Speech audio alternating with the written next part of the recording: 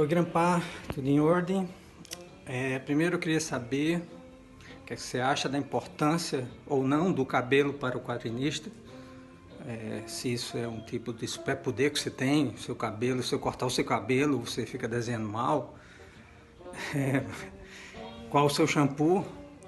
Mas falando sério, se tu tivesse a chance de redesenhar alguma história ou revisitar de alguma maneira alguma história que você admire muito ou não, qual seria, assim, que você gostaria de dar a sua versão, algum quadrinho que você gostaria de fazer a tua versão dele? Qual seria esse? Fala, Leodato, prazer em falar contigo. Deixa eu te responder uma coisa, que se cabelo comprido fosse sinônimo de trabalho bom, seria Rapunzel, né? Vamos começar por aí. E sobre o trabalho que eu gostaria de fazer a minha versão, eu sou muito apaixonado pelo Lobo Solitário. E Togami é um dos meus personagens preferidos, então eu adoraria fazer uma versão. Agora tem uma outra questão que eu falo com os colegas, que seria, será que seria legal deixar outros artistas fazer roteiros clássicos, já tipo como se fosse um reboot de uma história clássica, como Batman Bagaslide ou Odisseia Cósmica? Imagina Odisseia Cósmica, o mesmo roteiro desenhado pelo Frank Whiteley. Eu vou fazer essa pergunta pro Rafa, então a gente vai saber o que ele acha. Falou, cara, grande abraço aí. Fala, Rafa.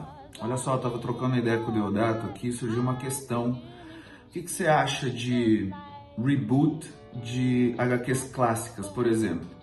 Piada Mortal, desenhada pelo Frank Whiteley, ou a Odisseia Cósmica, desenhada pelo Libermejo. O que tu acha? É porque isso existe bastante em cinema, né? Um cineasta faz uma versão de um filme clássico. Tu acha que isso seria legal? Tu acha que o pessoal que gosta bastante dessas obras ia aceitar? Eu queria que tu me respondesse o que você acha se isso começasse a surgir. Um grande abraço aí, meu velho, saudade. Ah, então, pô, e aí, Grampa, beleza? Eu acho... Eu nunca tinha parado pra pensar nessa pergunta, nessa possibilidade, né, de fazer um remake, vamos dizer, de uma obra conhecida em quadrinhos, da mesma maneira que que se faz em cinema, né? Eu, a princípio, acho um pouco estranha a ideia, porque eu acho que essas obras, elas já estão meio imortalizadas do jeito que são e elas não precisam ter essa atualização, talvez, né? Que se tem quando a gente vê um filme, por exemplo, sei lá, o Psicose, a versão lá dos anos 60, aí alguém fez uma versão lá nos anos 90, 2000, sei lá, nem sei se ficou bom ou ruim, mas não importa. Eu quero dizer assim, às vezes nos filmes existe essa necessidade de uma atualização para pegar um novo público, e eu acho que com quadrinhos não tem tanto essa necessidade, porque as obras estão aí e elas ainda são super atuais para pensar, né? O que eu acho interessante, entretanto, é a ideia de mencionar essas coisas, e isso eu acho legal. Então, por exemplo, eu mesmo tenho uma história curta que eu fiz por Batman, que ela menciona, ela tem uma referência visual ali ao Piada Mortal, algumas coisas do Aluno, algumas coisas do Dark Knight, por exemplo, essas obras que a gente gosta, né? São esses clássicos, vamos dizer. Então, essas coisas eu já acho mais interessantes. Se você pega uma obra nova e faz uma menção, faz uma homenagem, mas eu acho que simplesmente refazer a mesma história eu acho um pouco esquisito. Bom, é isso aí, um abraço, até mais. Eu tenho que fazer uma pergunta pro Pedro Cobiaco.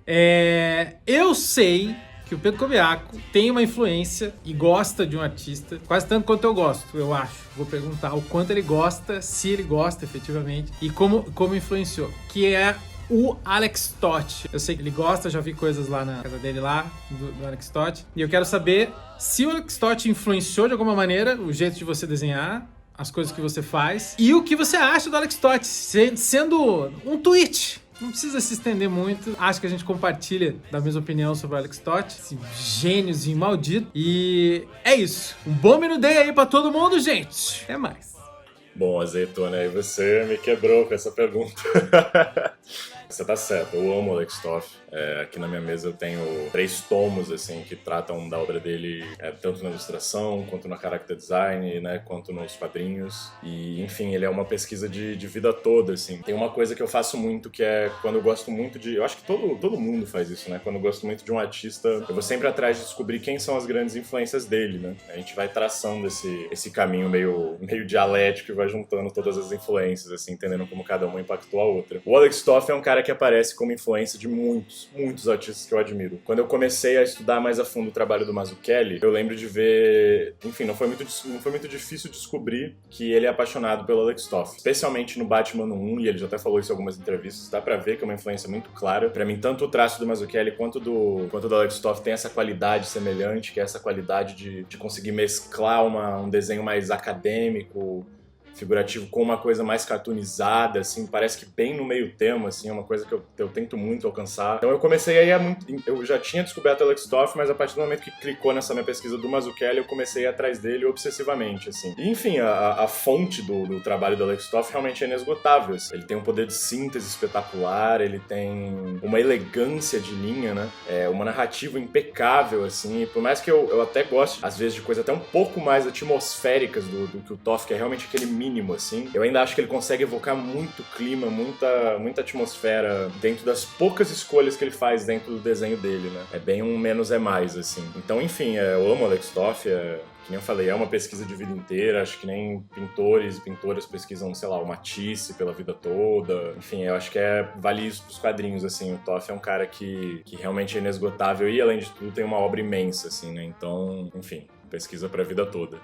Oi, Amanda, tudo bem? Bom, primeiro quero dizer que é um privilégio estar aqui perguntando para você, porque, na minha opinião, você é uma das maiores artistas da nossa geração, uma das artistas mais interessantes aí desse nosso novo momento. Bom, eu tenho visto, percebo um pouco no seu trabalho que você é uma dessas artistas que se preocupa muito não só com como contar a história, mas com contar a história da maneira visualmente mais interessante também. Eu queria saber como é que você pensa esses elementos do quadrinho, assim, como é que você pensa suas composições, o que é para você esse elemento mínimo do quadrinho, como é que o quadrinho começa? Bom, quero agradecer ao Alcimar pelas palavras muito gentis, eu gosto muito do trabalho dele, sou fã, então fiquei muito feliz com a pergunta. E respondendo, a maioria das minhas escolhas estéticas, elas seguem o que eu sinto que seja mais adequado para manter a atmosfera da minha ideia inicial. E então, de um projeto para o outro, eu me sinto livre para mudar formatos e padrões que eu vá seguir dentro desse projeto. Posso dar um exemplo que é o Juízo, né, que está dentro da coletânea Tabu, onde eu escolhi um traço um pouco mais limpo por conta do meu interesse de transformar o gore em imagens abstratas em algumas cenas para gerar algum nível de confusão ao invés de choque e aumentar o tempo que o leitor vai passar analisando cada página e estreitar um pouco mais a relação do leitor com a história e tudo mais. Já em Aparição, as páginas elas começam limpas e vão decaindo para sujeira numa sobreposição meio caótica de informações, porque eu queria traduzir o excesso de informação, de barulho e de violência também que tem dentro desse ambiente familiar que, né, eu trouxe na história. E, em resumo, eu sempre faço uma decupagem querendo alcançar um ritmo interessante, porque o que eu acho é que o terror depende muito de ritmo para a história funcionar, mas sem perder valores estéticos e atmosféricos no processo. É isso. Um excelente Minudei para todos. E aí galera, tudo bem? Quem tá falando é a Jéssica Grock e hoje eu tô no Minudei para fazer uma pergunta pro Gabu. Eu sou muito fã do trabalho do Gabu, eu acho um trabalho assim muito sensível, muito massa. E outra coisa que chama muita atenção pra mim é o desenho. Eu acho um desenho super maduro, super bem resolvido, assim. E a minha pergunta hoje vai nesse sentido.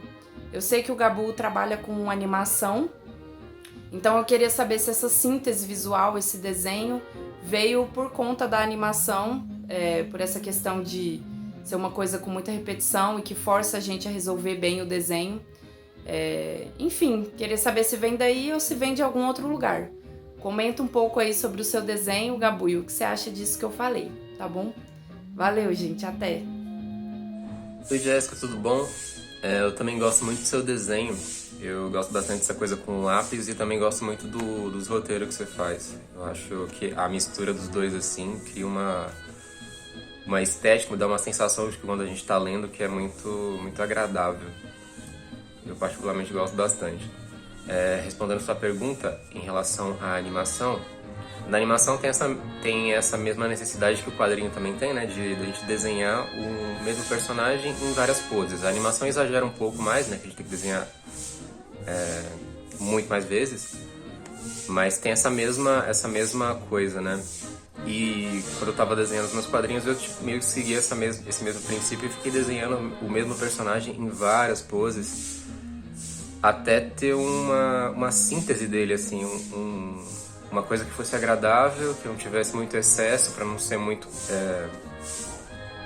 trabalhoso e te polir, assim, o que eu achava que não cabia tanto. E aí acabou se ficando mais naquela síntese ali de personagem. Não que eu acho que tenha que ter pouco, né? Não que eu acho que tenha que ser sempre muito minimalista e tal, mas é que eu gosto mesmo. Animações mais antigas, tipo, não sei, animes mais antigos do estúdio Ghibli, por exemplo, são muito mais complexos, né? A anatomia dos personagens é muito mais real, muito mais fiel.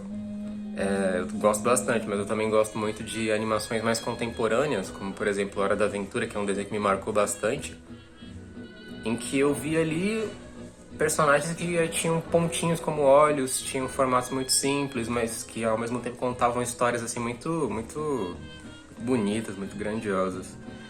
E tanto na animação como na ilustração, quanto no quadrinho, eu sempre achei muito legal quem conseguia contar muita coisa com pouco, sabe? Fazer enquadramentos simples, composições simples, mas que funcionavam de uma maneira muito efetiva, assim, na proposta narrativa e tal. Tento cada vez mais tentar achar uma maneira mais simples de falar de coisas grandes, assim. E é isso. Eu acho que é isso que eu tinha pra falar. Valeu, hein? Fala aí, galera. Rafael Buquerque aqui, pessoal no Minu Day, curtindo aí esse evento, né? Queria fazer uma pergunta pro meu amigo Marcelo Costa, com quem eu tive a honra de colaborar em Hidden Society. Então eu não queria fazer uma pergunta apenas, queria fazer duas, né? Qual é a coisa que ele mais curtiu fazer nesse projeto e qual é a coisa que ele menos curtiu também? Então fica aí o questionamento pro meu amigo. Um grande abraço para todos, divirtam-se, até mais. Fala, galera da Minu Day, aqui é o Marcelo Costa, coautor do Fujimikito com o Yuri Andrei. E eu vou responder a pergunta do Rafael Buquerque. Bom, a coisa que eu mais curti no Hidden Society, que eu trabalhei com o Rafa e com o Scavone, bom, primeiro foi trabalhar com eles, assim. A primeira vez que eu trabalhava com o Albuquerque e eu estava bem ansioso para contribuir, mas no final foi muito tranquilo. Os dois são muito parceiros, assim, me deixaram bem livre assim, para trabalhar, para criar um estilo bacana. E foi um dos trabalhos mais tranquilos, assim, mais gostosos de se fazer. E também de estar estreando na Dark Horse, né, cara? Foi bem legal por isso. Abriram algumas portas para mim. O que eu menos curti, na real, é que foi muito curto, né? Foram poucas edições e é um projeto tão gostoso que eu queria ter feito mais. Mas, na real, foi um dos projetos mais legais que eu trabalhei. É isso aí. E aí, Bruno? Cara, a gente se conheceu há muitos anos atrás, enquanto a gente trabalhava num estúdio de animação em Porto Alegre. E quando eu te conheci, cara, eu lembro que teu trampo era muito diferente do que ele é hoje, assim. Ele era um trampo muito mais realista. Ele me lembrava muito o trabalho do Coutinho, do Cachalote, que era figuras mais realistas, uma canetinha Unipin. Enfim, eu saí do estúdio e a gente passou um tempo sem se ver. E quando a gente voltou a se falar, tu já tinha um desenho totalmente diferente, assim, que é o que tu faz hoje, assim, que são os bonequinhos mais estilizados, perna comprida, caneta, pincel. E eu queria saber o que fez tu mudar, assim, o que fez tu sentar e mudar a direção do teu trampo, assim, quais eram as tuas influências, qual foi o start pra isso, o que tu tava lendo na época, o que tu passou a ler que fez mudar. Eu consigo chutar alguns, mas não todos, talvez, das tuas influências. Então é mais ou menos isso que eu queria saber, cara. Tá? Beijo. E Edu, tudo bom? Eu vou responder a tua pergunta. Quando a gente se conheceu, eu estava já na metade da faculdade e estava trabalhando nesse projeto de animação. E durante a faculdade eu entrei na faculdade com uma forte influência de quadrinhos que eu lia quando era adolescente. E aí eu cheguei na faculdade e tive que desaprender todos os vícios que eu tinha dos quadrinhos e começar a desenhar aquilo que eu estava vendo, mais do que aquilo que a minha imaginação preenchia. Então, nessa época eu comecei a usar muito sketchbook e canetinha para só desenhar o que eu via. Em todo lugar, na pela do ônibus, no caminho do trabalho, na hora do almoço. Em todo lugar que eu podia eu estava desenho de observação e enchendo muitos sketchbooks, né? E aí eu comecei a trabalhar com animação e comecei a estudar animação, que é bem diferente, mas de certa forma complementar ao desenho que eu estava fazendo de observação. Então, quando a gente se conheceu, o trabalho que eu tinha e que era próprio meu, que não era o trabalho de animação, era esse trabalho de observação. E nessa época da faculdade eu estava começando a ver artistas não relacionados ao quadrinho, que eu gostava bastante, como o Egon Schiele, era um artista que eu gostava muito, ainda gosto muito dele. E era um artista muito expressivo e era um desenho, uma linha preta muito bem definida e um desenho extraordinário, eu sempre gostei muito. Então, a partir do momento que eu comecei a trabalhar com animação, eu comecei a estudar mais animação, na parte de animar mesmo, não na parte de isso contribuir para que o meu desenho melhorasse, mas ainda assim não era um desenho que era meu. Então, esse trampo que tu fala, apesar de ter essa coisa naturalista mesmo, era porque eram basicamente desenhos de observação que eu fazia, assim. Depois que eu acabei a faculdade e esse projeto de animação terminou, eu decidi que eu não queria mais trabalhar com animação como animador, mas ainda assim trabalhando com animação, mas passando para a parte criativa, que é a parte de criação de personagens, de cenários e tudo mais. Então, ainda estudando não só agora desenho e animação, mas estudando criação de personagens, o meu desenho evoluiu bastante para essa parte. E paralelo a isso, eu tentava fazer algo meu, porque assim que eu saí desse projeto, a gente emendou outros projetos, então tinha que ser um desenho que pudesse ser facilmente replicado, então ainda era um desenho para animação, não era um traço meu. Quando eu decidi por um traço meu, eu tive que decidir que tipo de instrumento eu queria, e a canetinha Unipin já não era aquilo que eu tinha vontade, então os artistas que eu gostava mais eram os artistas que trabalhavam com pincel. Então eu decidi que a minha arte final ela ia ser com pincel, e isso ia mudar a cara do meu desenho, né? Bom, como uma influência esses artistas que me influenciaram, tem o trabalho do Paul Pope, que é bem claro no meu desenho, principalmente nos desenhos mais antigos, é uma pegada muito evidente. O trabalho do Fábio Moon também é um trabalho de pincel que eu gosto bastante. Também teve o trabalho do Craig Thompson no Retalhos, que é a obra mais antiga dele, que apesar de na época não ter muita, não ser uma referência no meu trabalho, é uma obra que, não a obra assim, mas o desenho dele voltou depois que o meu trabalho estava um pouco mais consolidado e eu queria expandir para uma outra parte o meu desenho. Então, quando eu comecei a desenhar para mim, eu comecei a usar, em vez da caneta, o pincel. Então, eu continuei com a mesma coisa dos sketchbooks, só que agora usando o pincel. E aí, os personagens começaram a ficar distorcidos e eu achei nessa distorção um resultado que eu achei legal, assim, interessante. Essa coisa de... Começou, na verdade, com personagens com cabeças muito pequenas e o corpo totalmente proporcional. Depois foram braços muito longos, aí no fim das contas ficaram as pernas longas e aí eu ajeitei a cabeça e esse é mais ou menos o caminho que eu faço até hoje com o meu desenho. Mas eu acho que as influências que as pessoas notam mais tem a ver muito mais com a finalização do que com o meu trabalho no lápis. Assim, meu trabalho no lápis ele tem inúmeras referências, muito de gente que trabalha com animação ainda. Eu volto bastante porque enquanto eu fazia desenhos naturalistas, tipo, eu desenhava só aquilo que eu via, isso me limitava um pouco, porque eu ficava muito refém de referência. Quando eu passei a fazer coisa caricata e me espelhar e buscar referência em coisa já caricata, o meu desenho ele evoluiu bastante em expressividade. Assim, eu tirei uma marra que era tá sempre baseado em foto, em posição, eu comecei a deixar isso um pouco de lado e distorcer as figuras. Aí meu desenho tomou um outro rumo, assim. E eu queria citar algumas referências que foram bem importantes para mim em diversos momentos da minha evolução. A primeira é Emily Carroll, é um trabalho que eu conheci online e ela tem uma história chamada His Face All Red, que é uma história de terror muito legal e que me fez querer realmente fazer quadrinhos quando eu pensei que eu estava mais voltado só para ilustração, e ela tem um trabalho que mistura ilustração e quadrinho que eu gosto muito. Outro trabalho que eu gosto muito é do Genndy Tartakovsky. Ele não faz muito quadrinhos, ele faz mais animação, como o Samurai Jack, que é uma das inspirações que eu tive para o meu desenho. Até hoje eu volto nele. Tanto o Genndy Tartakovsky quanto o Scott Willis, que é o cara que faz os cenários, então é uma referência enorme para mim. Outro cara também aqui é o Sam Bosman, que tem um trabalho muito bonito e trabalho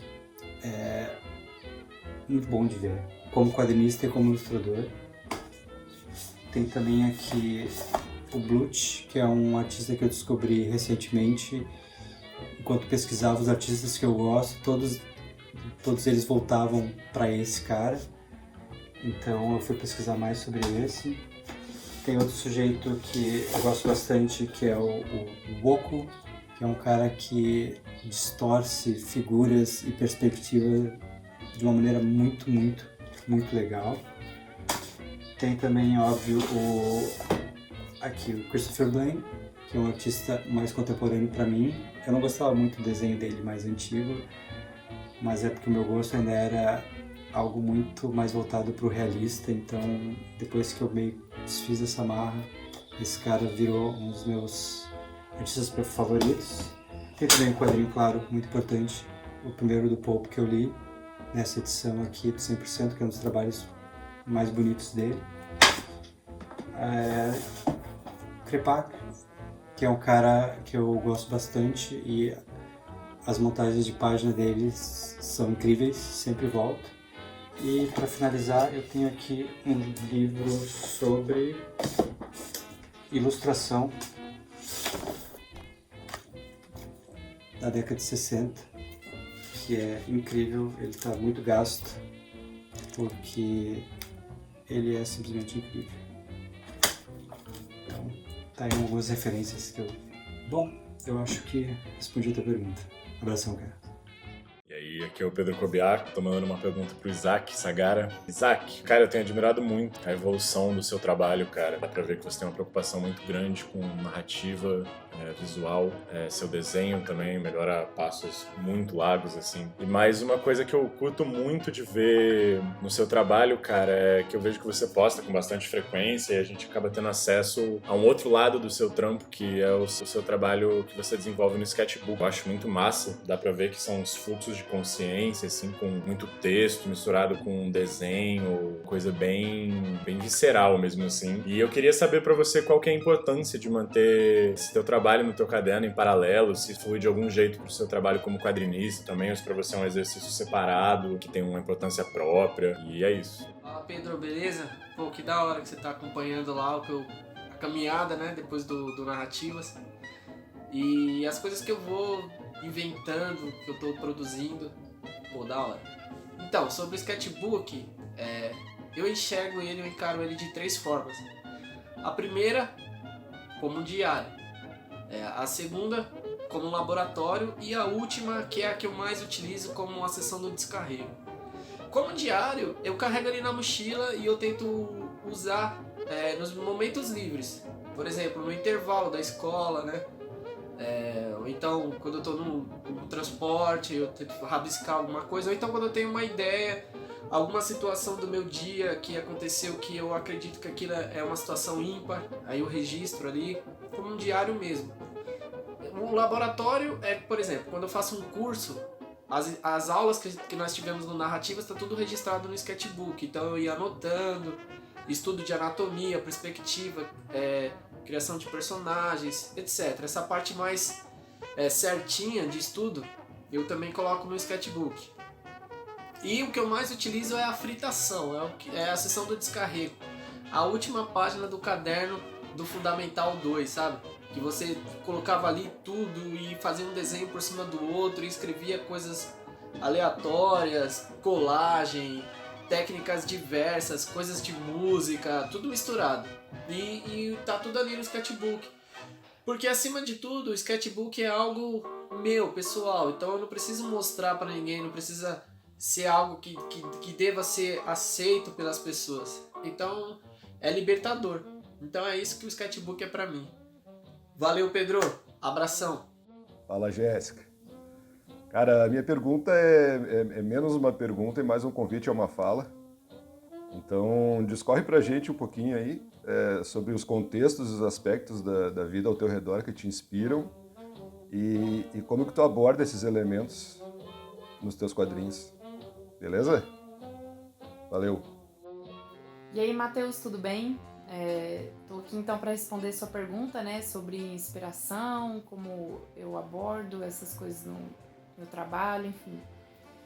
Eu acho que é uma pergunta bem complexa, assim, eu já tentei gravar esse vídeo várias vezes. Toda hora eu respondo uma coisa diferente, assim, muito amplo, mas uma coisa que veio na minha cabeça, assim, é que eu me sinto uma pessoa muito nostálgica. E eu acho que isso de alguma forma é importante pro estilo de trabalho que eu faço, assim, pro estilo de quadrinho que eu faço. Eu tento ser bem pessoal, detalhista e ter, tipo, apreço, assim, não sei se é um preciosismo, sei lá, por algumas coisinhas. E a pessoa nostálgica, ela é muito assim, né? Às vezes é tipo um detalhinho, uma coisinha faz toda a diferença, ou tipo, nossa, aquilo que era exatamente daquele jeito, mais como um sentimento, né, do nostálgico, de criar esses fatos. E que o nostálgico, ele faz isso, né, ele tá o tempo todo fantasiando e criando uma situação. E eu sinto que todos os meus trabalhos têm a ver com inventar uma memória, ou criar uma memória e dar atenção para esses detalhes. Eu acho que, tipo, o que mais me inspira acaba que fica sendo as coisas ao meu redor, assim, as pessoas que eu conheço, as pessoas que eu vejo na rua, as histórias que eu ouço. E eu abordo tudo isso de forma bem pessoal, assim, eu pego tudo pra mim, transformo isso e crio essas novas memórias e coisas assim, né? E eu acho que é meio isso, é dessa forma que eu abordo, quase um jeito meio terapêutico até de trabalhar, porque todos os meus trabalhos, de alguma forma, eu tô resolvendo algo em mim, né? Tá eu lá, tipo... Lógico, todo mundo que escreve vai estar a pessoa, porque é ela que tá escrevendo, né? Mas eu tô tentando sempre me resolver. Às vezes uma coisa acontece, eu tô mal com alguma situação, ou algo que eu sei que eu vou ficar triste em breve, ou alguma coisa assim. E aí eu me consolo, tipo, depois eu faço um quadrinho sobre isso e vai resolver, tá ligado? Como se quando eu fizesse o quadrinho, tipo, eu desse corpo a uma questão e ela se resolvesse. E eu acho que é isso. É meio complexo, não sei se eu me enrolei, mas eu acho que a ideia é essa. Oi, meu nome é Gabu, eu sou ilustrador e quadrinista aqui de São Paulo e eu vim fazer uma pergunta para o Diego Sanches, que é uma pergunta assim que é uma questão que eu levo que me aflige também, né? Diego, como você faz com o seu trabalho para lidar com as redes sociais, essa mudança dos algoritmos o Instagram agora tá mudando para uma coisa mais voltada para o vídeo do que para a imagem, e a gente tem que se readaptar a isso e tem que também manter uma constância de produção para não ser esquecido, né, nas redes sociais e tal. E eu queria saber como você faz com o seu trabalho para lidar com esse tipo de coisa, de mudança. Ou se não acha relevante também, porque às vezes a rede social faz a gente achar que é mais... que tem uma popularidade, uma visibilidade lá, é mais relevante do que realmente é, né? Aí eu queria saber de você, como você faz para lidar com isso. Valeu! Então, Gabu, a maneira que eu tento lidar com isso é o seguinte: eu sei que, tipo, gravar os vídeos e tal, fazer essas coisas, postar, falando que é importante postar a tua cara e tal, você, assim, quando tu vai botar um stories, eu tento fazer trabalhar ali no limite do que dá pra funcionar, dá pra engajar nas redes sociais sem me estressar, tá ligado? Porque é isso, além de fazer quadrinhos, eu também trabalho com tatu, né, que não é minha fonte de renda principal, e também é um bagulho que exige um tempo ali nas redes sociais. E assim, eu acho um saco, tá ligado? Na real é que eu odeio ter que lidar com as redes sociais. Eu lido ali no limite do que rola pra mim. Às vezes eu penso, pô, vou gravar um videozinho maneiro de processo, assim, ou vou gravar um videozinho de tatu, assim, de quando eu tô fazendo. Mas a real é que, cara, eu acho um saco, é um trabalho, assim. Eu acho que eu respeito pra caralho a galera que consegue produzir esse tipo de conteúdo, porque é um conteúdo que demanda um tempo mesmo, né, cara? Você parar, gravar o bagulho, editar, botar uma música, não é fácil, sabe? A própria gravação, assim, cara, que é isso, eu odeio gravar, assim, mostrando a minha cara, assim, não é um bagulho que me agrada pra caralho. Então, de maneira geral é isso, eu tento trabalhar no limite, tá ligado? Do que ainda funciona em termos de ainda dar um engajamento, e que eu não vá me desgastar muito com isso, porque no final das contas, né, é isso, são só números, é só rede social. É importante em algum nível, porque é isso, é relacionado com o trabalho também, né, tipo, as pessoas compram mais, tipo, as pessoas acabam, tipo, tendo uma outra visão sobre você, mas eu tento não me estressar demais com isso, porque é muito trabalho que eu poderia estar fazendo um quadrinho maneiro, tá ligado? Muito tempo. Falou, galera. Fala, Matheus. Um privilégio poder fazer uma pergunta pra você. E dentre tantas perguntas que eu poderia fazer, a que eu escolhi é: numa sociedade abarrofada de imagens como é a nossa atual, por que produzir mais imagens? Falou, abração. Dale, Isaac. Cara, vocês já ouviram expressões do tipo: entendeu ou quer que eu desenhe? Ou esse texto ilustra muito bem como papapá, papapá.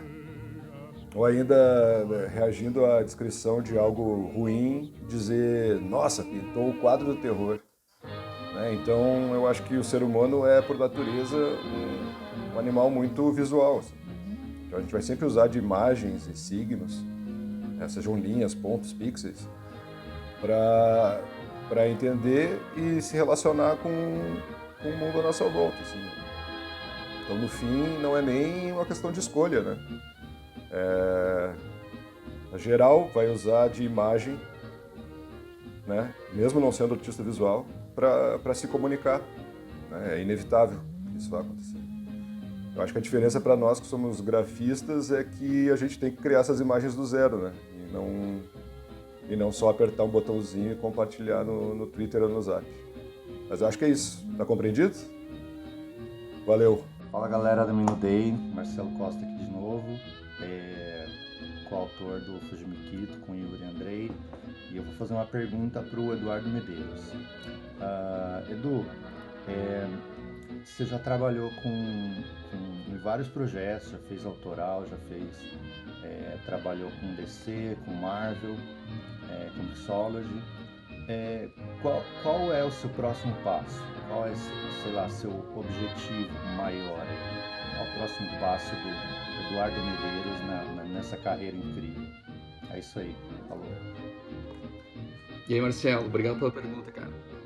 Em 2019, o Scavone Albuquerque e o Santoro e eu, a gente criou o Stout Club. O Stout Club é uma empresa de criação de propriedade intelectual e o nosso foco é história em quadrinho e o nosso foco principal é história em quadrinho no exterior. Enfim, a gente já se conhece há muito tempo, a gente já é amigo há muito tempo, colabora há muito tempo um com o outro, e o Stout Club vem muito disso, assim, cara. Então, o que eu espero daqui pra frente, cara, é continuar me reunindo com os meus 3 amigos, criando história e fazendo isso virar, assim, sabe? Seja história em quadrinho ou o que for. A gente tá muito empenhado nisso mesmo, assim, cara, trabalhando muito. E é isso que eu espero daqui pra frente agora, cara. Então, acho que era isso, cara. Parabéns aí pelo Radiant Black, tá muito animal, cara. E era isso. Valeu, gente. E aí, Simar, tudo bom? Minha pergunta é curtinha, porque eu sei que tu gosta de Tolkien, Howard e da temática medieval, mas o teu trabalho ele tem sempre uma temática bem urbana. Então eu gostaria de saber se tem planos de fazer algo diferente do que tem feito, fazer algo mais nesse reino de fantasia. Um abração, cara. Salve, salve, Brunão. Pois é, bicho, eu curto muito esse rolê dessa fantasia histórica e tal, mas não tenho muita relação com isso do ponto de vista de criação, né? Eu tô a fim de fazer, sim. Logo mais devo fazer pelo menos uma experiência para descobrir como é. Inventar uma história nessa onda, assim, de pensar mundos míticos, pensar outros significados, inclusive para poder pensar outros caminhos, né? Esse universo da fantasia, salvo poucas exceções, ele é um universo muito masculino, né, do ponto de vista do seu protagonismo, e muito branco, né? Salvo pouquíssimas exceções. E está sempre baseado numa ideia de herói que já está um pouco, né, defasada e tal. Então, eu queria poder fazer alguma coisa do Tolkien. Se eu puder fazer, eu vou ficar muito feliz fazendo isso. Mas logo mais vou fazer, sim, uma história de aventura clássica de espada. Então, em algum momento isso aí vai aparecer. Oi, aqui é o Diego Sanches, falando de São Paulo. Tô aqui a convite da Janaína, editora da Mino, pra fazer uma pergunta pro Azeitona. Você é um cara que desenha pra caralho, Azeitona. Eu fico pensando aqui, tipo, que putz, desenhar quadrinho é um bagulho que demanda um tempo desgraçado. Muitas vezes eu fico pirando em fazer uns projetos assim, cara, pô, vou fazer uma aventura espacial, vou fazer um Velho Oeste, vou fazer alguma porra assim. Vou trabalhar mais com história de terror, com história de sabe, sei lá o quê. Mas como demora esse tempo do caralho, eu acabo falando assim, foda-se, vou fazer o que eu sei fazer e eu me foco mais nesse tipo de projeto que eu já sei que vou fazer algo legal, né? Eu queria saber, cara, se você tivesse, tipo, tempo e dinheiro, assim, ilimitado pra trabalhar num projeto, numa pilha, assim, de um tipo de universo de quadrinhos ou um tipo de gênero que você quisesse explorar, assim, o que você faria, cara? Que história que você contaria? Que tipo de gênero você gostaria de trabalhar? Que tipo de universo se passaria? É isso, essa pergunta. Falou, galera. Olá, galera, aqui é o João Azeitona. O Sanches fez uma pergunta pra mim que é bem fácil de responder. Ele perguntou se eu tivesse dinheiro ilimitado, qual projeto de quadrinhos eu faria. Primeiro, eu não faria projeto de quadrinhos, eu só gastaria o dinheiro muito sabiamente. Mas se tivesse uma cláusula dizendo que eu teria que gastar algum desse dinheiro com quadrinhos, eu acho que sim. Você comentou, inclusive, na tua pergunta sobre terror, sobre ficção, sobre algumas coisas, e eu acho que eu gosto de coisas muito, muito pra trás ou muito pra frente. Eu gosto de coisas de época e gosto de coisas futuristas, assim, ficção, e essas coisas de época eu gosto de desenhar. Se eu pudesse fazer, eu faria alguma coisa disso e misturaria algum terror no meio pra poder pesar bem os pretos nas páginas, etc e tal e tudo, coisa que eu gostaria de fazer. E se eu for ver bem das coisas que eu fiz, eu acho que ainda não cheguei a fazer exatamente aquilo que eu queria fazer nesse aspecto, nessa arte final mais pesada. Mas vai rolar ainda. Tô crente que isso vai acontecer ainda, uma hora dessa. Uma pergunta pro Chico sobre os diálogos dele, que eu gosto bastante do texto. Eu queria saber de onde vinham as ideias e como ele tá lidando para escrever interações humanas agora que a gente não tem mais tantas interações assim. Se isso impactou o processo criativo dele. se ele tem falado sozinho no espelho, se ele fica escutando a conversa dos vizinhos, como que tá esse processo, Chico? Amandinha, saudade de você, minha bruta. Saudade de todo mundo, né, cara? Nesse tempo todo aí, a gente trancado, né, velho? Isolado, sozinho. E meus diálogos, assim, eles têm muito disso mesmo, né, cara? Das coisas que eu escuto, né, cara? Porque tem essas coisas, né, do tempo, das falas, né, velho? Da respiração, né? Dos silêncios, né? E isso não se aprende lendo, né? Isso se aprende vendo, ouvindo, convivendo. E esse tempo mais sozinho, assim, obviamente fez falta, assim, na minha criação. Mas aí eu também aproveitei para ler muita coisa, né, cara? Esse trabalho que eu estou fazendo agora, do Carniça, ele tem uma bibliografia vasta, assim, para pesquisa, né? Então eu aproveitei para ler muita coisa. E é isso. Vou voltar aqui para a minha caverna, ficar isolado no escuro, essa vida sozinha, triste, escura, úmida. Um beijo.